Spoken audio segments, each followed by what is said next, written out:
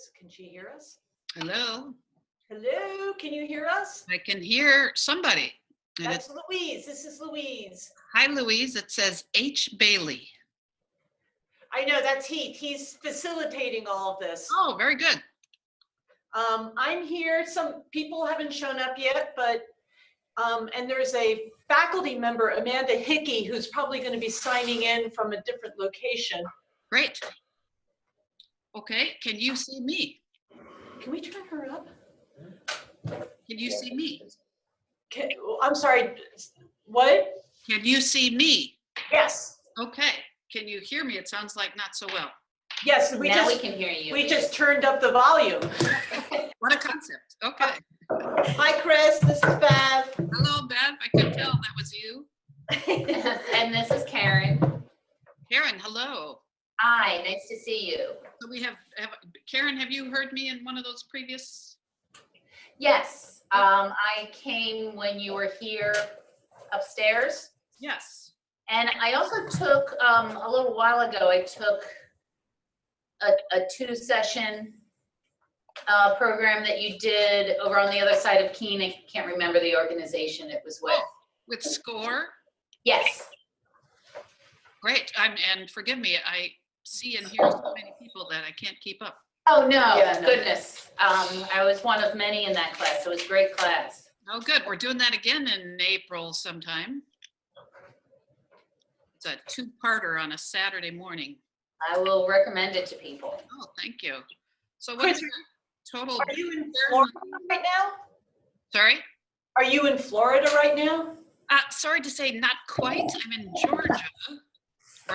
Right up, I'm in Savannah, Georgia. Nice. Is it warm there? It is warm today. Yesterday was chilly and rainy, but I won't even go there because it's all relative. Well, it's sunny here. It's sunny, and is it stinking cold? No, it's 34 and Oh, it's sun is reflecting off of all the ice. Yeah, it's icy. I live a little bit south of here in Richmond, and I live in a kind of a hollow, like up in a hill and down in a valley. Yep. So any way I come, I've got hills up and hills down. But once I get on the out of my driveway and off my first hill, it's usually fine. So.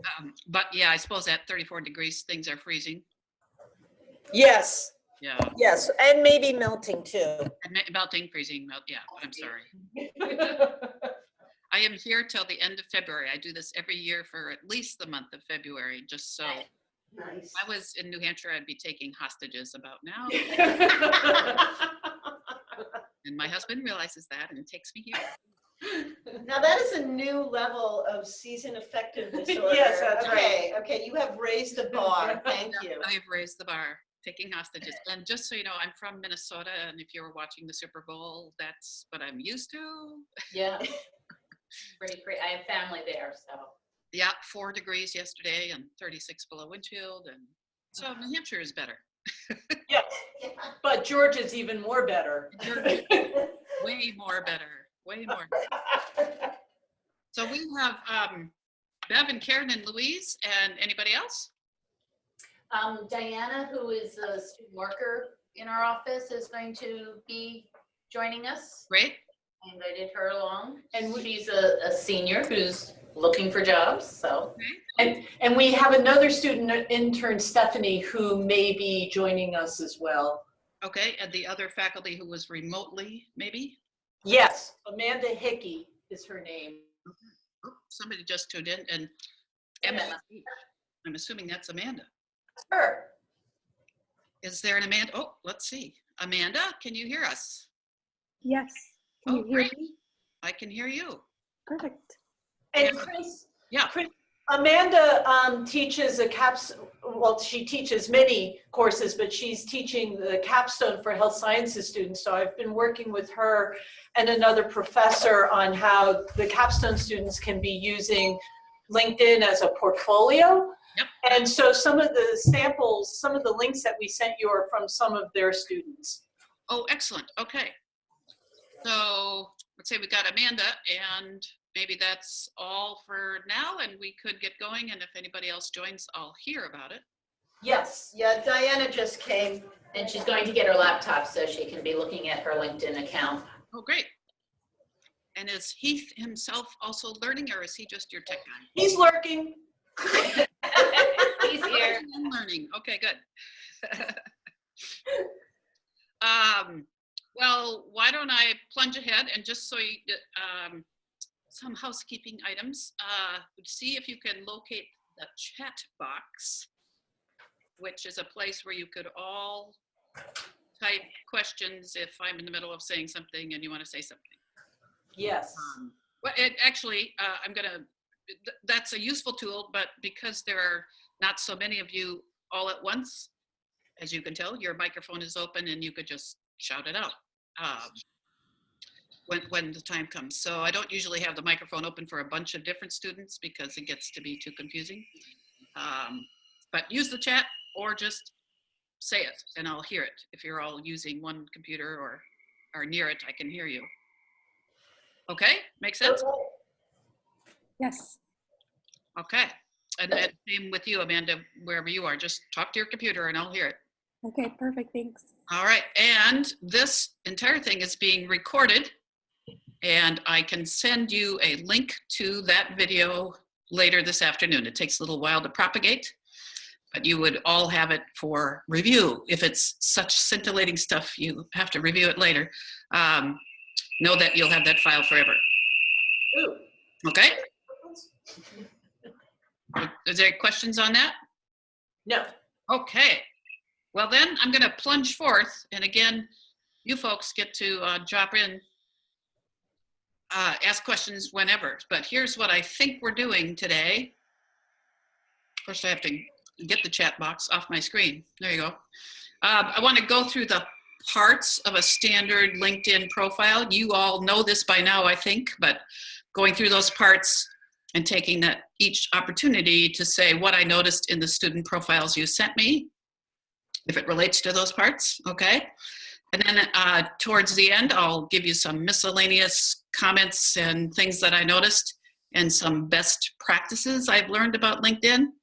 And at that point, discussion, I'd like to hear from you folks, the career counselor types, back at me to see how this relates to what you know about the hiring process these days, because I am certainly removed from that. I might be a LinkedIn expert, but I'm not a hiring manager. So you probably have things you might want to point out and help me understand. And then at the end, Louise sent me her tip sheet.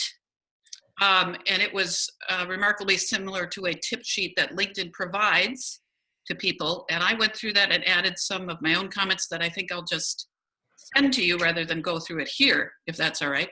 Yeah. Okay. And similarly, I did go through each and every one of those student profiles and made comments in a Word document, and I will send that to you at the end, because there will be things that I'll miss or will just forget about or whatever. So I did go through each and every one of them, and I think there was a total of 9. Okay, sound good? Yes. Yes. All right. And then each one of the profiles that you sent me had a resume attached at the top. And I did not open those nor go through them. Simply, I'm not a resume expert, and I didn't want it to muck up my thinking about what I was seeing on LinkedIn. But I think that's great that they all included the resumes, and that's a good practice. Okay? Yes. Yeah. All right, moving on then. So is there anything I missed that you all want to be sure to cover before the end of this? No. No. So far, okay. And you might have thoughts on that at the end too. Could I do this and that after we hang up, okay? So on a student profile, anybody's profile on LinkedIn, the 3 top elements of it in order of importance are the profile photo, the headline, and the summary. And we're going to go through those 3 first, okay? And you all who heard me before have heard me whine about profile photos. They're really easy to do badly, and you sent me 9 of them, and I would say not one did it badly. They're all pretty darn good. I'm going to show you each one of them on the next slide. Emily here is fuzzy, and that's only because of the way I blew her up. It's not her fault. So that's a profile photo, and that's what we'll be talking about. So the standard practices, the must-dos are always be smiling. No exceptions, okay, in the profile photo. And you're going to see, I think none of the ones you sent me were not smiling, but you will find people doing that because they want to look serious and professional. And no, that's not the way to do it. A photo should always be smiling because as humans, we relate to a smiling face. And if you're a hiring manager, you want to relate to that person, right? So always smiling, no exceptions. And this is the one I have a lot of fun with in the workshops. Never include other people, your spouse, your BFF, no hats, no drinks, no pets, no other distractions in that photograph. Because if it distracts the person, their brain is going to go somewhere else instead of focusing on you, the applicant. And always just pretty simple, look professional and clear. That's what the main goal is. So here's all 9 of the ones you sent me. And you'll see I gave a couple of them A+. A couple of them, and the rest are kind of fine, just fine, and a couple I have questions about, or we should talk about. So that Adele up at the top, Colton, those are the 2 A+, really wonderful profile photos, clear and sharp and smiling. And Adele's got a little bit of background there that's giving her context, which is interesting but not distracting. Casey and Emily, fine, fine. Amanda, fine. And then over on the, I think that would be your left-hand side as well. Rachel and Mary have got something going on behind their profile photos. The backgrounds to themselves, are somewhat distracting in that the viewer is going to go, what is that? Or they would just be stopped in their tracks to say, what is behind Rachel? Particularly Rachel. Rachel, I figured it out after a while, she's standing in front of a poster that I think is in a clinic, and it's a half-naked woman probably having a breast exam or something like that, totally appropriate for the context. But if I'm the hiring manager looking at Rachel, I'm going, what is that behind her? So that's kind of basic photography skills 101. Pay attention to what's behind the subject. Mary there is not so drastic, but there is stuff going on where you just go, what's going on? Everybody else there is really well done, I think. Over in on the right-hand side, I cut off this woman's name, but it's with Keene State College above her. And Nicholas, they both have, so that thing behind the profile photo is called a banner photo or a cover photo. It's okay not to have that. Most adults I know do not fill in that part of their profile. Casey and Emily up at the top did not do that. That's just fine. The thing that you're seeing there, the blue connector thingies, that's just the default if you don't fill in that banner photo. But there we have Nicholas and the other woman whose name is coming up, I'm sorry. I asked you what you think about that banner behind each person. Nicholas has got a stock photography of a business meeting. And my response to that is, yeah, not so much, because it's stock photography. And frankly, those people, I don't know, where do you see people in New Hampshire wearing three-piece suits? They don't look like real people. It looks like stock photography. The woman with the Keene State College on the background, I'm not certain about that. It's probably okay now, but as she goes out into the work world, maybe Keene State College isn't the end all and be all of her being, and she should maybe have that be something different or just blank. What do you think about that?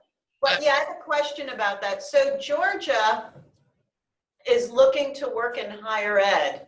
Georgia, And so part of maybe her brand, and she has been extremely active. She's been a real student leader at the college. So in that scenario, does that work? actually, yeah, thank you, Bev. That was Bev, right? Yeah. Yeah, that totally does work. You're right. And she did say in her profile she wants to work in higher ed. So that probably is totally appropriate for her. Let's pretend she was a regular old person who wants to be a nurse. Then it might be a little too tied to my youthful years in college sort of thing. Right? Mhm. Yeah, and I would imagine, like, as soon as she gets a job, that background photo is going to change. Yes, and that would be great. Recommend that happen. What do you think about Nicholas and my snarky comments there? I see your point. You know, Nick, he wants to ultimately work at he's from New York area. I think he's from Westchester County, and ultimately he wants to work in New York City. He wants to Fortune 500. He's a real powerhouse. Yeah. But I hear what you're saying about the stock photo, though. Mhm. Yep. I use stock photos all the time, but I'm just always very mindful about what those people look like and do they relate to what you're trying to do. If this guy's going to New York and he lives in Westchester County, he gets a pass on that. Phew. Yeah, and you can tell them that. No, and the rest, you know, that don't have that banner behind you, if a student asked you, I would absolutely say it doesn't really matter. But I could see it being a place where they could show their personality a little bit or show kind of a story about what they've done. Now, Colton there in the middle, he's a health science student, but he's got a photography background, so he's showing what I presume are some of his photographs. Yep. Yeah. That are nicely done photographs. So if that's what if he intends to incorporate that in his future work life, that's not a bad photo to have, background photo. I like the hand washing. That's, Health sciences.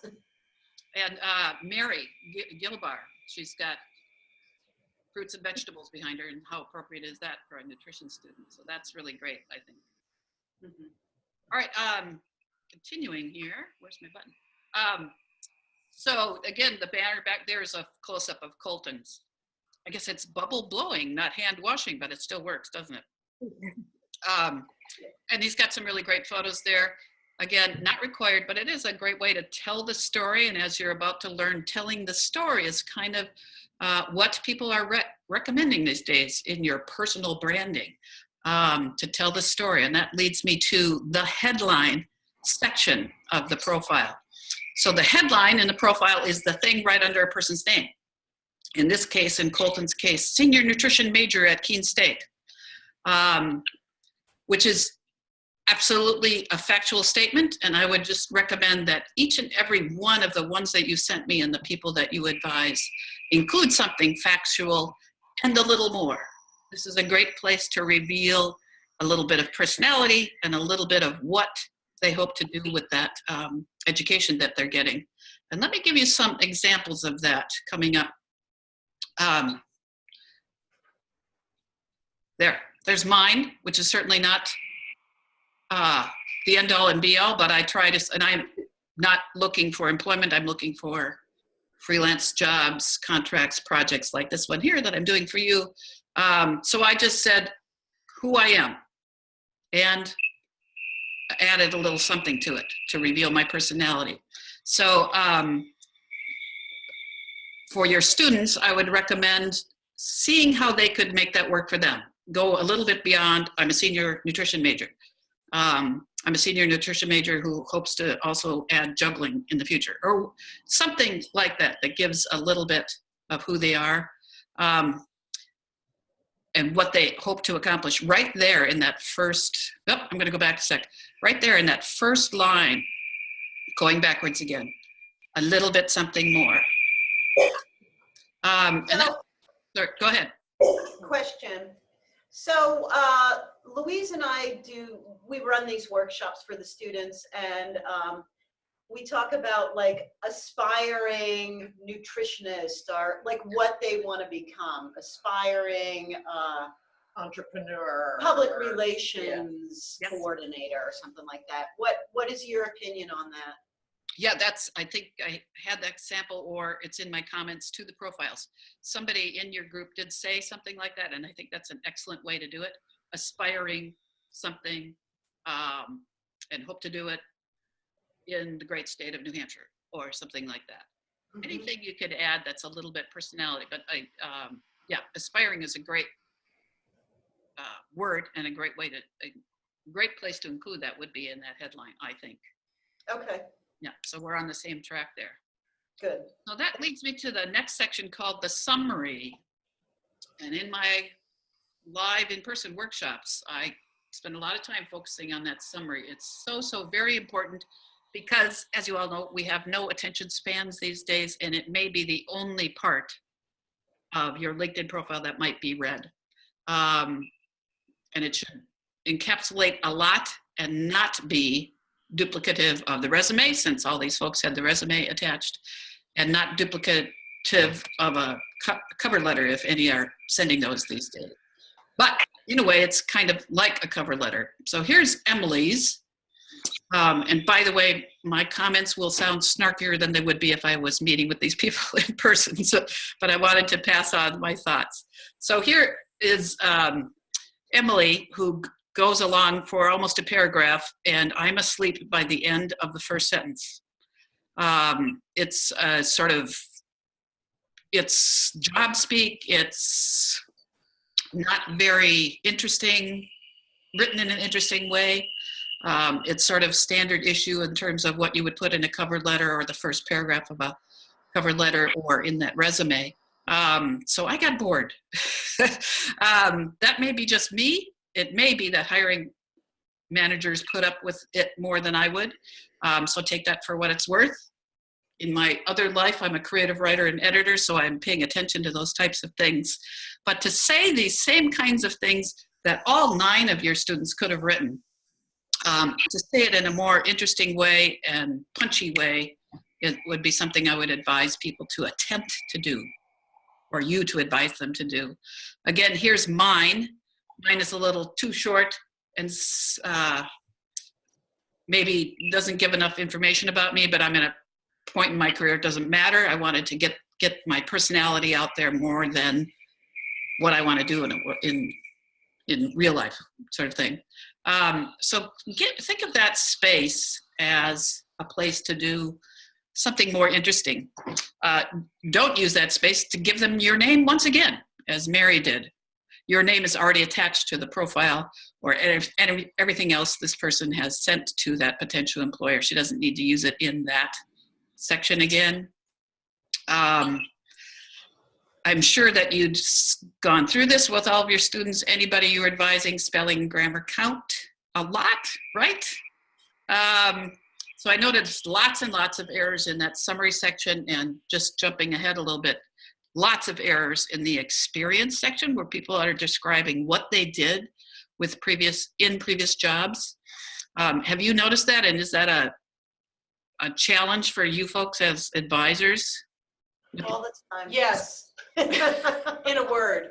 All the time. I mean, so I taught social media to students 3-4 years ago. I was an adjunct, and the level of grammar and spelling at the senior year was frankly appalling to me.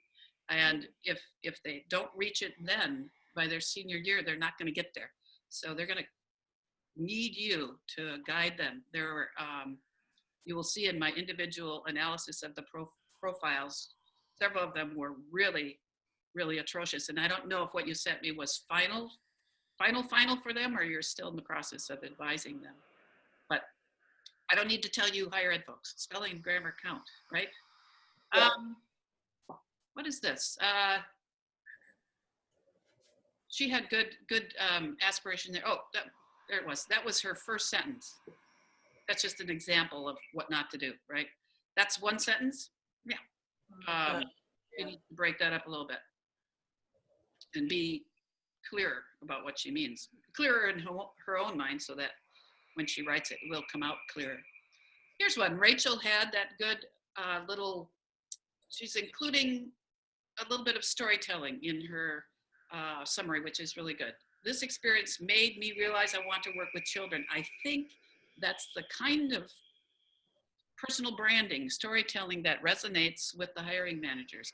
Give me a clue as to why you're here, why you're doing this, why you want to do this for a living, what caused you to be passionate about this topic. And in fact, talking to these students about their passion behind them might get them to a point where they can write about it in a more interesting and storytelling way. Georgia, again, she too does pretty well at a little bit of storytelling. I'm a first generation American. I strive to put forth my best efforts. I have a unique perspective. That's a little bit beyond, I want to become a nutritionist. I want to become a nurse. And it gives me a little clue into her as opposed to what she wants to be. Okay. Here's Nicholas, our friend who's going off to New York. As a management major, I'm intrigued about how businesses are managed and how the businesses work. I think that's excellent, an excellent statement for him to be making in what he wants to do with his world, with his job in the future. What makes a firm successful? Really excellent. But this is a guy further down in his profile, in his experiences. It was clear to me I cut and pasted it from websites. You know, jobs that he held, he cut and pasted what he did in those jobs from the job listing. And it was just not in human language. So those are things to look out for, and I think we'll come back to that again.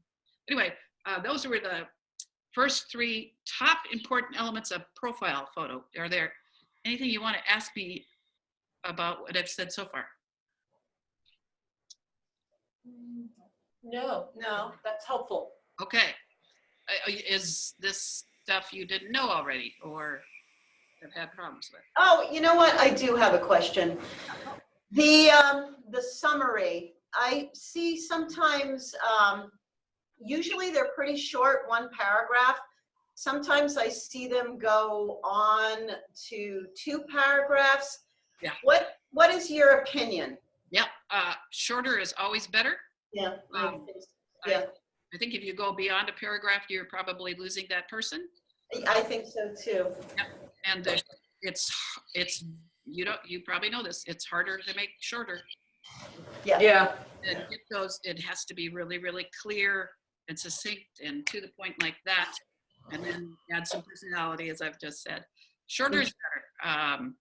So I would spend a lot of time rewriting and rewriting and rewriting if I was an actual job applicant, rewriting that section, or in your case, advising people how to do that. Yeah. Short. Mine was 3 sentences, I think. Is that right? All right. Anything else on those top 3 elements?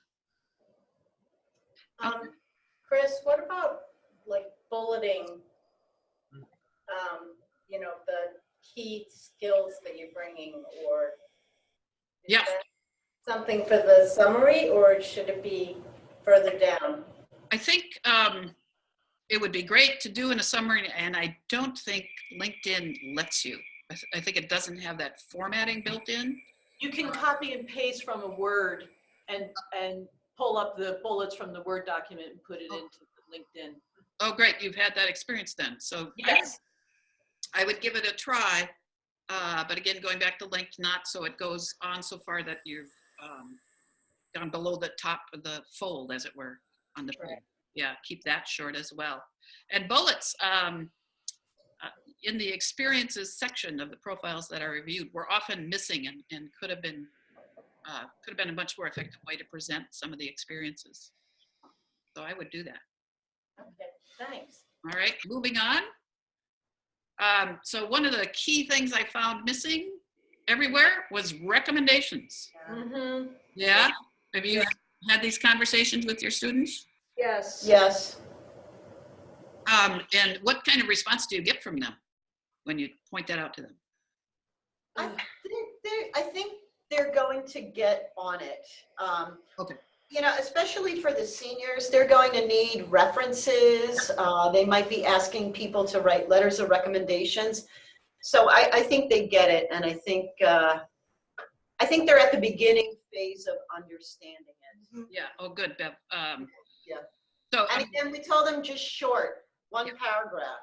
1 paragraph. I'm going to show you a couple of samples from mine, and I hope that they aren't taking the lazy way of doing these endorsements that you've heard me whine about. Endorsements are Yeah, they mean almost nothing. meaningless to people. They really are. I hate endorsements. They should have gotten rid of those with the redesign. we had that conversation last fall when I was in front of you folks. I knew. Well, here we are, We still still complaining. yeah. We still harbor bitterness about the endorsements. You haven't listened to us. What's wrong with that? Get rid of those endorsements. But I could see students being lazy and just saying, well, the endorsements are good enough. I got a couple of those. But no. Make sure they're getting recommendations. And it's built right in there. It's easy to do, as you can see. Ask to be, if I went to my profile, as opposed to you seeing my profile, I get this thing right here that says ask to be recommended.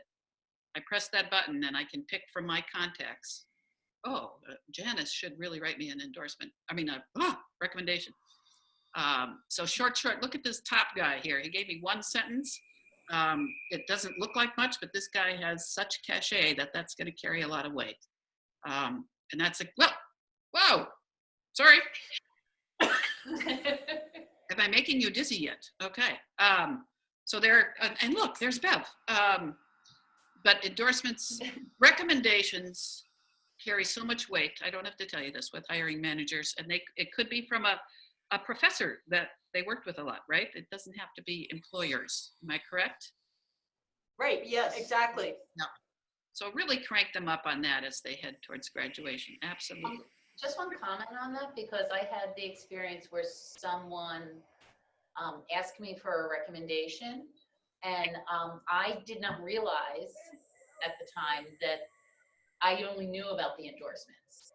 Oh, So, yep. so I endorsed them rather than writing a recommendation because I wasn't aware of that. So it might be good for students to clarify that with people. The process of finding how to write the recommendation, it's a little tricky. It is. Yeah. Yep. And so, can you review that when the slideshow's done? yes. Yeah. Let's try to get there. Yeah. When we're done, we'll go to my profile specifically and see how to do that. And I'm not sure who was first speaking. Was that Karen? Karen, Yeah, that was Karen. I think you're right. There would be plenty of hiring managers out there who don't realize how the recommendation part works.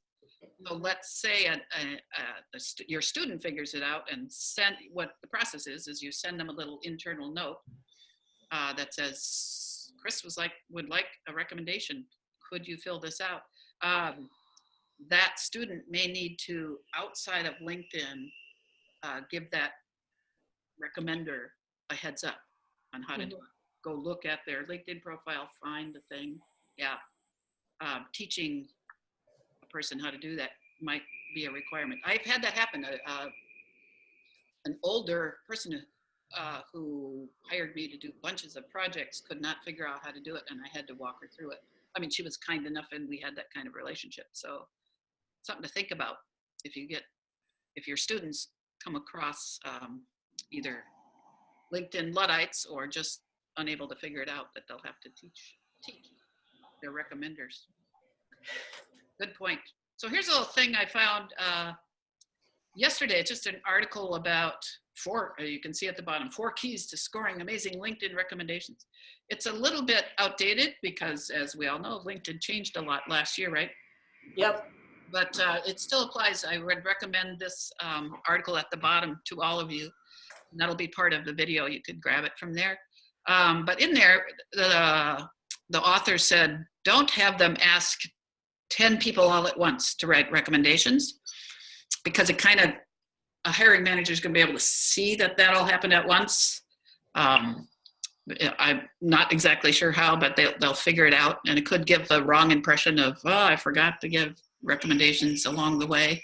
This would become more important as a person goes out into the work world and changes jobs after a few years. So I would say, encourage your current students to get a couple of the older ones that they might get, maybe a high school job supervisor type thing, get that taken care of now, and then maybe another one in a few weeks. And then as they work towards graduation, then get the more recent ones done. That was just what I came up with after reading that article yesterday, but I recommend that to you, the article. Yeah. Any questions about that? Quick question for a student who's graduating. How many recommendations would you recommend? Like 2 to 4, You know, more is better? yeah, you know, I would, rather than go with quantity, I'd go with quality. Mhm. You know, so don't get a recommendation from that job you held for 2 weeks. Right. But make sure you've got quality ones. I would think 3 or 4 would be a good bar to shoot for. And that Okay. they're quality experiences, and obviously no one's going to give you a bad recommendation, or you don't have to show one that's bad. But yeah, 3 or 4 is going to do it. Okay. All right. Yeah, Chris, this is Gloria. Two questions. One,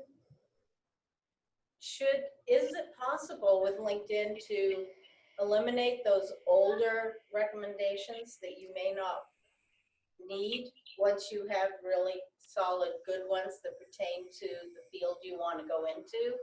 Yeah, you can eliminate all the recommendations, any and all recommendations at any time. It's in the settings, and then you're editing the sections, I think is what it's called. Okay. Remind me when we get to the end, and maybe we can find that live on my profile. But yeah, real easy to get rid of those. And in fact, yeah, that's a good thought. I would do that. Get rid of the high school jobs once you have a few out of college jobs, if that's the case. Yeah. Then my other question is there a way to, I see things sometimes where there are endorsements, but it's not the stuff that you want endorsed. Yeah. Can you do that as well? Get rid of the endorsements or certain topics? Yeah. Oh, you know, what a good question. Let's figure that out. I would like to get rid of my endorsement section totally. Yeah. And I'm sorry I didn't investigate that to see if it was possible.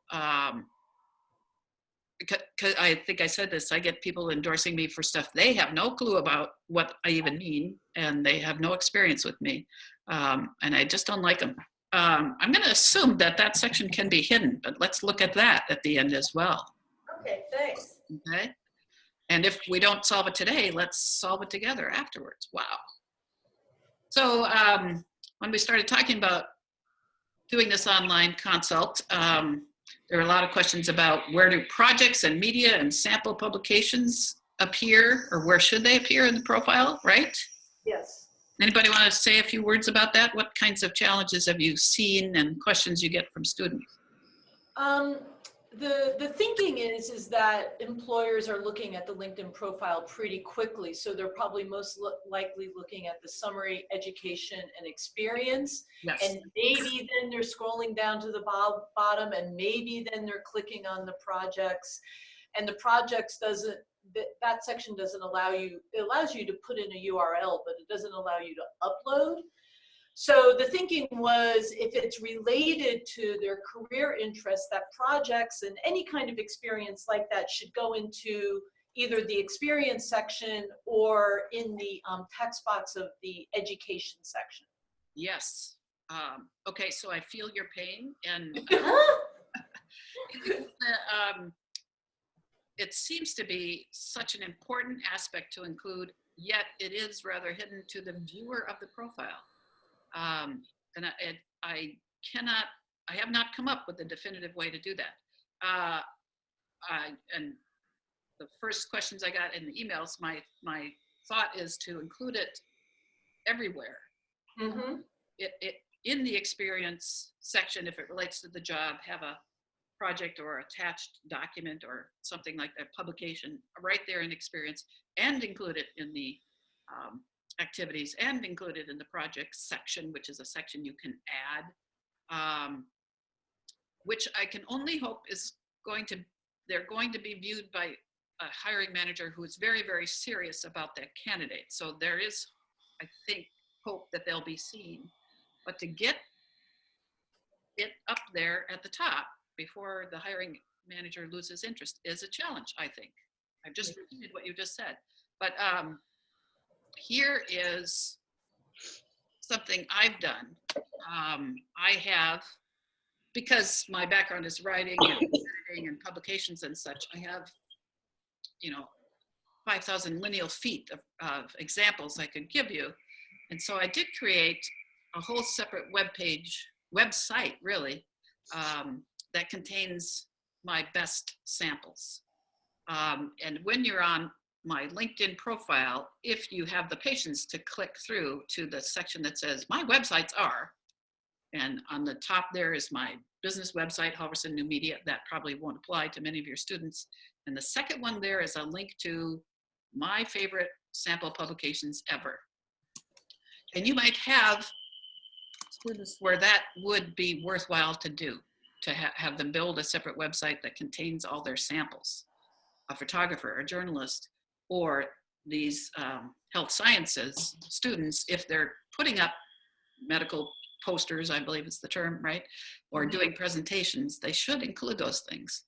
Now, all of the profiles you sent me did have one or two projects associated with it.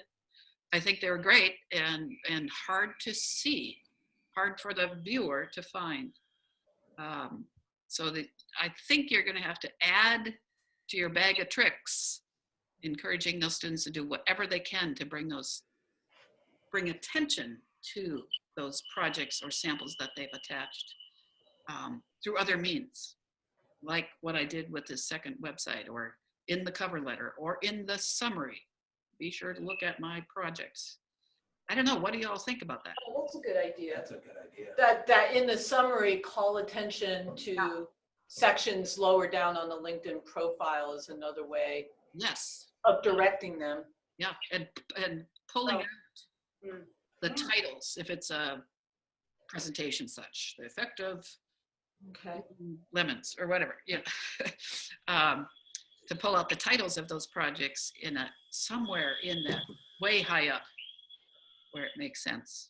Okay. Yeah. Like, and the issue of repeating it, like when we're doing resumes, we're basically saying don't be repetitive in sections, but it sounds like it's not a concern with LinkedIn profile if you have things more than one place, the same thing in more than one place. Right, and I think it would serve the student well to repeat it. Okay. And that just has to do with the way LinkedIn is currently formatting these things. Probably that's all going to change at some point again. Great. So that's the best advice I can give, is to do it early and often. Okay. Early and often. Yeah. And think about this separate site type thing. My separate site is actually built on a blog platform, which all your students know how to do that in their sleep. So, Yeah. All right. So this was just to show you, just to remind you, when you're building a profile, you can tell it to add sections like all of these that we see over on the right. So projects is there. I think all of your samples that you sent me had a project section. I'm not sure. They definitely had a courses section. So that's just in case you need a reminder of where to do that. Okay, any questions about that? No. No. Any of your students have patents yet? I did see several profiles had certification section. That's really great in this context. That was wonderful that they had found that and added it. So that was kind of, that's the bulk of what I wanted to say about the profile in general, and the elements to watch out for. And then I just came across some ideas that perhaps you haven't thought of and maybe you should be aware of as you advise students. But I don't want to get too far away from what I've already said. Any questions about recommendations or profile photos at this point? I was, Amanda, you're there. Yes. Any thoughts from your vantage point?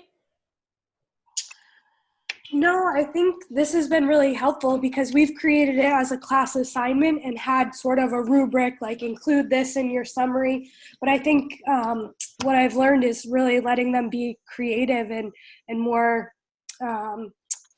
using creative language rather than technical, I want to be a nurse, those kinds of things. The big thing, and she went over this, is we had our students all show at least one of their projects, and we had an issue trying to figure out where to include that, because in the actual project section, you can't link to upload a PowerPoint or PDF. So as you noticed in the profiles, they were in the beginning, and it looked cluttered. So I think in talking to Louise, we figured out maybe putting it as experiential educational learning as one of the first things that is seen and describe it like they would on their resume and link to it. But I think that was our only really big issue this time around. Sounds like you came up with a great workaround. Yeah. Let's just all just blame LinkedIn. It's a poor presentation. And I did notice the other thing you guys were talking about endorsements is I noticed a lot of my students getting their parents to endorse them. And so there is a way to undo if you've been endorsed. You can hide them. You can toggle and hide what you want to be endorsed. Because I was noticing they'd have their boyfriends or their parents endorse them. And so it was very obvious because it was the same last name. So we're working on that as well. Oh, good for you, Amanda. That's great. It never even occurred to me that people would have their parents endorse. When you have a name like Georgia's, Yeah. obvious it's a relative. And that would be really bad if your parents didn't endorse you, right? Right. Yeah, that too.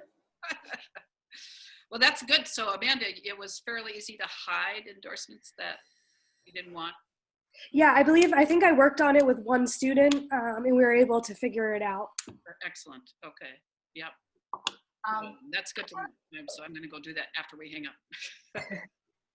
Yeah, I was just looking at that too, and there's a way to, you can actually delete what you have and then say, I don't want to request endorsements. Oh, thank you. So you can't just not show, at least I couldn't find a way to just not show what you have, but Yep. you can delete them individually. Ah, So, but I do have a question. This is Karen. yes. So there was a comment on, about Colton that he had, some photography. Yeah. On his site. And so I've worked in the field of nutrition, so I'm coming at this with a little bit of, I think this might apply to other situations too, that there may be some jobs that he would apply for where they would include something around, having to market or having to do some promotion or having to make handouts or things like that, where the sort of artistic skills, the photography skills may be beneficial. But sort of where I'm segueing with that is, when you're sending in a resume to a specific job, you can tailor it to a specific job. Yes. But this has got to kind of cover everything. So if we have students with sort of varied interests, I guess I'm just sort of thinking like how do they may be applying to different kinds of jobs, and how do they cover all that? Should they just go big and include everything, or how do they tailor that down to what they may want to do the most? Yeah, Karen, I don't know what the definitive answer is to that, but that was the impression I got from Collins was, wow, that's really cool. He's a good photographer. And then I said, but what does it have to do with nutrition? Yeah, and I didn't look at his individually. I looked at a couple of them. And I think he has the potential to just build that in better to his profile. Well, and to his summary, because we've worked with Colton quite a bit, and I know he's looking at doing something that's kind of within the area of nutrition, kind of health promotion related. He's from northern Vermont, and I believe he's looking at a nonprofit up there in the Burlington area. And it's something about public health, and so getting information out there. And so images would be a really important part of that. So maybe he can include that somehow in his summary of combining his creative capabilities with his focus on nutrition and public health. Yes, that was the sentence that was missing. He said, I learned photography and journalism, but he didn't say, and therefore, wouldn't it be great to use that? I would love to use that in my future job or something like that. Check that out in my project. That'd be a good. Yeah. Right, and then check that out in my project section. Yes, yeah, absolutely. Okay. Yeah, and what to do with the idea of, okay, so let's say he doesn't apply to that job and decides he's going to try for just a nutritionist at the hospital, and he's creating menus for people. Then what do you do with that photography thing? I don't know. I think an employer would be fine with seeing it, but just slightly confused. So he must handle it with the cover letter or the application process. That makes sense. Yeah, that's challenging stuff. Multi-talented people are a problem. Those are our students. Those darn students, so Darn. talented and And creative. so many interests. You taught them so well, darn it. Yeah. Anything else on those first big chunks of the profile? No, that's great. I have a question about what's up on the screen right now, and I don't know if you're going to talk about this, but one of our students liked a recipe on their webpage, and now when you look at her profile, the first thing that comes up is this recipe for ham soup or something. Is there a way to get rid of or make those go away? Yeah, that is in fact a point of this slide here, Amanda. I was noticing it myself related to me. So the way LinkedIn is now structured, you know, people are posting to LinkedIn much like they do to Facebook. There'll be a status update about, you know, the latest project, the latest data about social media use in marketing or whatever. And I'll go like that, and then it'll be the first thing showing when you visit my profile. My audience shouldn't have to care what I've done over there, but there it is, Yeah. front and center. And so until I determine there's a way to hide that activity, and I'm going to bet that there is, I would caution students to be mindful of what they're doing on LinkedIn, what activities they have. So let's say they are following somebody who happens to post a bunch of political stuff and they keep liking or commenting. That could reflect badly on them depending upon the point of view of the hiring manager, right? Yeah. Yeah. Go ahead. Yeah. Have you heard of employers raising a concern about that, or students realizing what they've done and wondering how to fix it? To date, Not on LinkedIn. Yeah. Not on LinkedIn, and probably because it's relatively new that this is so visible to people. So again, I think I would just behoove all of us to be aware of that and something to say to the students. If you happen to be that active in LinkedIn that you're liking and commenting on others people's stuff, know that the default setting is that others will see that. And to go through, let's add that to our list when we go live, to see if we can turn that off. Okay. Sure. Or just caution your students along the way, but we'll see if we can turn it off, okay?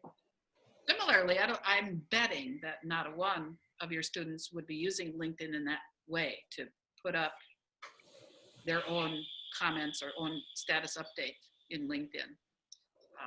Because most of my adult advisees are not doing that, and people don't realize they could. I could see them getting confused though, and they're so programmed on how Facebook works. Yes. And this whole redesign was to be more like Facebook. So I could see how there could be some confusion around it.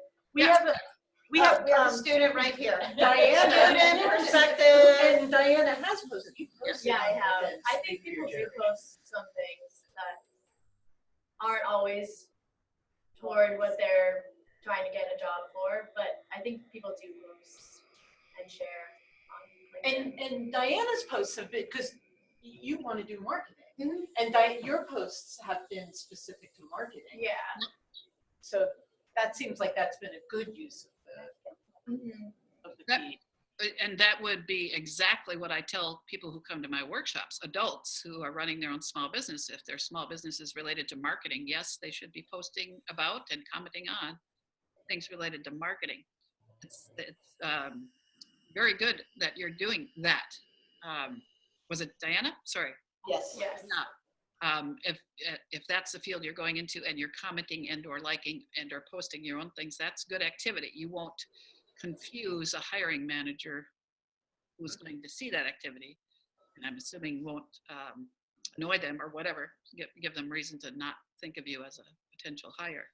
But I could see people, as Bev said, being confused and going, oh, I've got to comment on that political statement over here, or I'm going to argue with this person about whatever. Or just the simple fact that you mentioned the recipe coming up first. I could see the hiring manager going, why is this person showing me recipes instead of showing me their, because the hiring manager may not have savvy in that regard. So something to be aware of. So let's put that on our list of when we go live, we'll see if we can manipulate that in some way on the way the profile shows.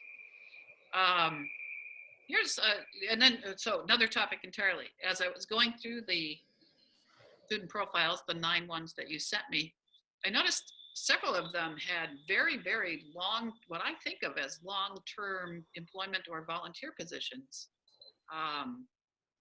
like 3 or 4 years worth. And my first thought was, wow, for students people that age, that's astonishing, isn't it? I mean, you tell me, you're the experts in career counseling, but to the ones that I saw, I thought they really needed to somehow capitalize on that long-term experience that they had. Say more about it, or wax philosophical about why I stayed with that position for so long, or why I keep working for cancer care or whatever. Tell me what you think about that. Is it unusual to have a 3 or 4 year term at something? It's not really. that unusual. It's not. No. That's okay. So that shows me. Yeah. But that's interesting about the idea of writing is About the commitment. about the Yeah, I commitment think as a that's good. statement versus it just repeating the resume to say, I've stayed with this because I'm committed to, or I hadn't thought about that, but that's really, Yeah, Yeah, I that think would so. be I mean, great. that was something, so as someone who, I used to be the director of the dietetic internship here, which is postgraduate. Okay. And so I would look directly at the applications.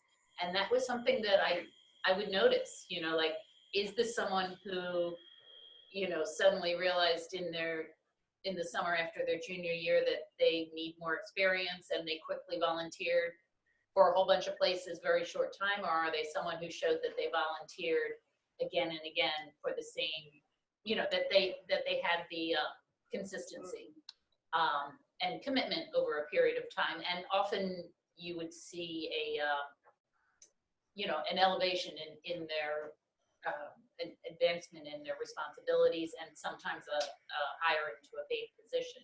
So those are things that I would really look at as beneficial. And so I think other, you know, employers would too, Yeah. probably. Mhm. And so I think it would bear highlighting. Yeah, thank you. I had that response to a few that looked like somebody said, well, you better spend your summer volunteering, and they had 3 or 4 in one summer, which says to me, yeah, they're trying to fill out the resume, as it were. But the long-term ones really stuck out for me, and I wanted to know more about, yes, did they advance, or did they just get so passionate about that topic area that they're going to stay with it forever. I think that maybe you should encourage them all to tell the story behind that rather than just the data. Yep. Yeah, Yeah. great. Yeah. I like that. Yeah, I worked for 4 years at this place. I want to know why. Yeah. Adults don't do that much. Probably in health careers they do, but these days, not too much. But that was just something, a miscellaneous thing that I noticed. And this is just another comment, you know, so as these seniors are launched out into the world and narrowing down where they're going to work, I'm hoping that you have encouraged them to use the company profiles that can be found on LinkedIn to research those companies. Yes. Yes. And actually, we have a student intern who's helping us with the career and internship fair, and it was her suggestion that on the directory, not only there be a LinkedIn URL for the company, but she's going to be researching the LinkedIn URLs for the recruiters and adding those into the directory. Excellent. Oh, that's brilliant. Yeah. So I find the company profiles, the companies that are on there, researching about them is can be very helpful no matter what you're trying to do. Get a job or earn their, as a contractor or whatever, just learn who they're connected to there. Please ignore the typo I have here, companies. Wrong plural, okay. But it's a great tool and a lot of people will miss that. So good on you for pointing that out to folks. That was the end of my miscellaneous. So I'm gonna go back to the beginning here. Should we go live to a profile and see if we can do a few things? Yes. Yes. Oh, one other question for you, skills. We've been telling students to use as many skills as possible, both the combination of the hard and the soft. Yep. And I'm assuming that's what we should be doing. Oh, absolutely. And that was another question you had sent me via email. Yep. The hard and the soft. And I think whoever said it was right. They don't do enough of that. It's important to be specific. I learned Excel spreadsheets, but also important the soft skills. Absolutely. And again, in a narrative sort of storytelling form would be great. Okay. Another Yeah. question, maybe you have a suggestion. It used to be that they had a menu that you could choose from, and so it kind of prompted people to think about their skills. Yes. And the redesign now is that you on your own have to think about your skills. And I find it's really hard for students to just get going on that. So Yep. then I bring up stuff like leadership or collaborative, teamwork or communication, some of like the basics. Is there any sort of best practice, or it can be very daunting if you're 21 years old and you're like, I have no idea what skills I have. It's hard for me to even that drop down menu now that, you have to start typing before things will pop up. Yep. No, I agree about the design is not helpful any longer in that regard. I'm with you totally. Pardon me while I'm trying to get to live. What are you seeing at this moment? Your face. Hi. Hi. Just my face. I'm trying to get it to reduce itself so I can get you to the many profiles I have open. I'm going to stop sharing at the moment.